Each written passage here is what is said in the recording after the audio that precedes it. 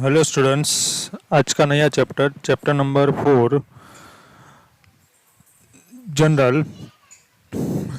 अब 11th standard में आपका मोस्ट इम्पोर्टेंट चैप्टर है जनरल, क्योंकि आपने जो आगे चैप्टर पढ़ा है ड्यूअल एंट्री ऑफ ट्रांजैक्शन, उसके हिसाब से ही ये चैप्टर चलेगा। पूरा उसके ऊपर डिपेंड है। डेबिट क्रेडिट के रूल्स यहाँ पर अप्लाई होते हैं और आपको याद रखना है कि ये चैप्टर आपको आ गया तो मतलब आपको सब कुछ आ जाएगा। तो ये चैप्टर आपको पता चल गया कि कैसे करना है डेबिट और क्रेडिट, तो आपको सब कुछ आ जाएगा। और हम अब तक जो डेबिट क्रेडिट लिखते थे उसमें खाली नाम ही लिखते थे, डेबिट इतना करना है, क्रेडिट इतना करना है। अब हमें अमाउंट के साथ उसको एक स्पेसिमेंट फॉर्मेट के साथ लिखना है और अरेंज करना है। और जो भी ट्रांजैक्शन दिए होंगे उसकी 2 एंट्री होगी, एक डेबिट होगी और एक क्रेडिट होगी, तो उसको डेबिट और क्रेडिट में लिखना है। तो इसकी डेफिनेशन देख लेते हैं। Meaning, general book is a fundamental book of double entry system. कौन सी बुक है? फंडामेंटल। फंडामेंटल मतलब मेन बुक, ओरिजिनल बुक। ये बुक आपको कभी भी कोई भी एंट्री फाइंड आउट करने के लिए काम आएगी। It's such a basic fundamental book of basis on the which the remaining books of account are prepared. Means उसमें सारे अकाउंट आपको प्रिपेयर करने पड़ते हैं और इसको आप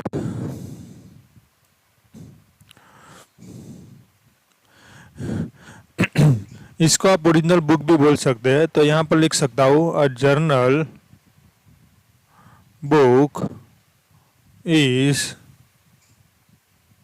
ओरिजिनल बुक। मतलब ये ओरिजिनल बुक भी बोल सकते हैं। आपको एमसीक्यू में पूछेंगे general book is which type of books, तो आपको कौन सी बुक लिखनी है? Original book. तो ये आपको याद रखना है। उसके बाद हमें जो डेबिट और क्रेडिट के रूल्स थे, डेबिट का रूल्स था मीन्स 3 अकाउंट थे, personal account, real account and nominal account. Personal account का रूल्स था debit the receiver, credit the giver. Second, real account का रूल्स था debit what comes in, credit what goes out. And third, nominal account का rules था expense and loss debit, income and profit credit. तो वही rules के हिसाब से आपको यहाँ पर एंट्री करनी है। डेबिट डेबिट में आएगा, क्रेडिट क्रेडिट में आएगा। यहाँ पर हम प्रॉपर मेथड से लिखेंगे। डेबिट पहले लिखेंगे, क्रेडिट बाद में लिखेंगे। और इसको लिखने के लिए आपको एक स्पेसिमेंट बनाना पड़ेगा। और स्पेसिमेंट कैसा है मैं यहाँ पर दिखा रहा हूँ। देखो, स्पेसिमेंट इस तरह से बनाना है। पहले हेडिंग देना है स्पेसिमेन ऑफ जर्नल बुक। अब आप कोई भी बुक बनाओ तो सबसे पहले हेडिंग आता है। तो यहाँ पर पहले हेडिंग लिखना है जर्नल बुक ऑफ। अब जो भी पर्सन होगा तो उसके नाम में आगे क्या लगेगा? श्री लगेगा। तो आगे श्री लिखना है और उसके बाद उसका नाम आएगा। यहाँ पर मैं नाम नहीं लिख रहा हूँ क्योंकि इस वजह से मैं ड्रॉ कर रहे हैं। और टोटल 5 कॉलम बनेगी। सबसे पहली कॉलम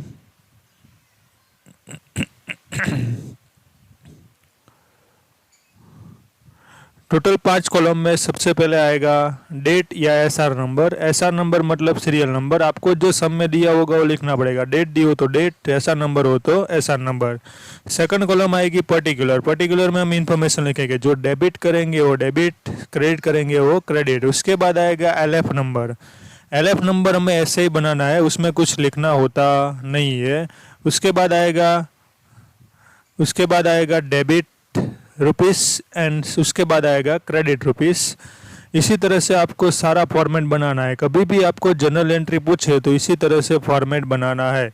अब एक बात याद रख लो, आप 12th में जाओ या कॉलेज में जाओ, कहीं पर भी जाओ, ये जनरल एंट्री आएगी ही आएगी। इसलिए यहाँ पर ही याद रख लेना है क्योंकि यहाँ पर आपका बेसिक है। कॉलेज में जाओगे, कहीं पर भी जाओगे, ये जनरल एंट्री आपकी पीछा छोड़ने वाली नहीं है। तो यहाँ पर आएगा डेट और सीरियल नंबर। उसके बाद आएगा यहाँ पर पर्टिकुलर,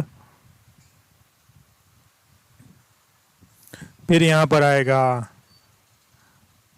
एलएफ नंबर, फिर आएगा डेबिट रुपीस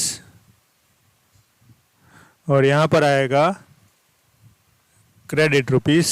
तो इसी तरह से आपको लिखना है। मानो कि कोई एक ट्रांजैक्शन दिया है तो यहाँ पर मैं पहले क्या कर दूंगा, उसकी डेट लिखूंगा, उसका मंथ लिखूंगा और उसकी ईयर लिखूंगा। उसके बाद मुझे यहाँ पर मानो कि कैश अकाउंट डेबिट करना है, तो यहाँ पर मैं लिखूंगा कैश अकाउंट। यहाँ पर मैं अभी कुछ लिख नहीं रहा हूँ क्योंकि स्पेसिमेंट है।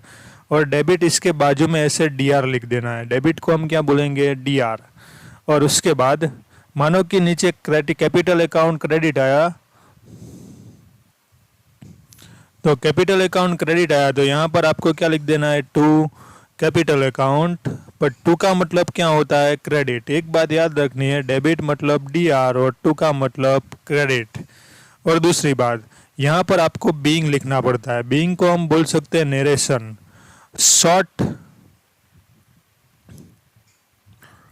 शॉर्ट डेफिनेशन ऑफ ट्रांजेक्शन मतलब होता है नरेशन। आपको एग्जाम में पूछे व्हाट इज नरेशन, तो आपको लिखना है short detail on transaction is narration. और एक बात याद रखनी है, डेबिट मैंने जहाँ पर लिखा है तो डेबिट में डेबिट का अमाउंट आएगा, क्रेडिट में क्रेडिट का अमाउंट आएगा। दोनों अमाउंट सेम ही होने चाहिए। मानो कि डेबिट में 2 एंट्री आई तो क्रेडिट में 1 एंट्री आई, कि दोनों का टोटल सेम होना चाहिए। मतलब टोटल या डेबिट और क्रेडिट में अमाउंट कैसा होना चाहिए, सेम होना चाहिए। इसी तरह से आपको क्या बनाना है, इसका फॉर्मेट बनाना है, स्पेसिमेन बनाना है।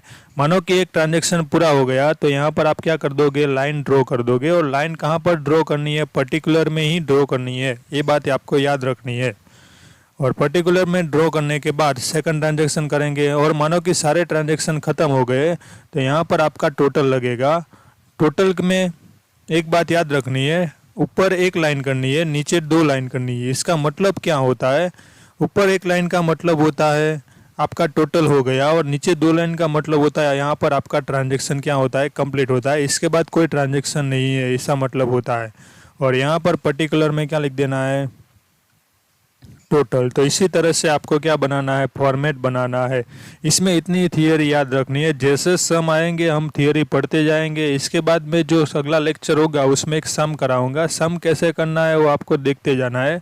जो हमने डेबिट और क्रेडिट के रूल्स अप्लाई किए थे वहाँ यहाँ पर भी वही रूल्स अप्लाई करने हैं। डेबिट और क्रेडिट के वही rules same to same apply करके डेबिट और क्रेडिट करना है।